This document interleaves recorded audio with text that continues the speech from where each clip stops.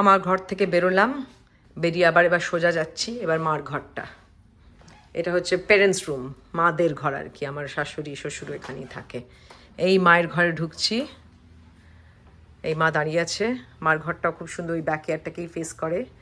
এই হচ্ছে মায়ের বিছানাটা। ওখানে আমার একটা, এই জায়গায় একটা, এই বিছানার ওপরে একটা ছবি লাগানোর ইচ্ছে আছে। ওটা আমার সব করা আছে, ফ্রেমও আছে, খালি ছবিগুলোকে এখনো বাছা হয়নি। শুধু বাবা মাদের ছবি থাকবে ওখানে।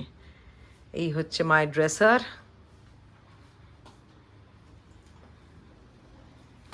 এই হচ্ছে ড্রেসার।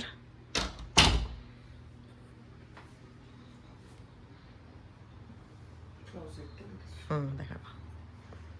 এই হচ্ছে ড্রেসার। এইখানে একটা অ্যাটাচড বাথ আছে। এই যে মায়ের বাথরুম।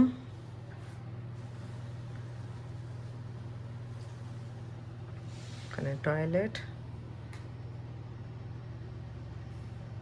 আর এই ঘরের সঙ্গে এবারে আমি যাচ্ছি মায়ের ক্লজেটটায়। এটা হচ্ছে মায়ের ওয়াক ইন ক্লজেট। হ্যাঁ হ্যাঁ, পুরো দেখে মনে হচ্ছে মা এখানেই থাকে, এত জামা কাপড় এনেছে এবারে।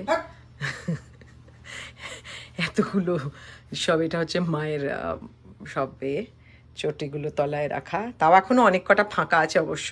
এগুলো না ভরাতে পারলে আর মা কি করলো বলো? নেক্সট টাইম থেকে আর একটু বেশি আনতে হবে।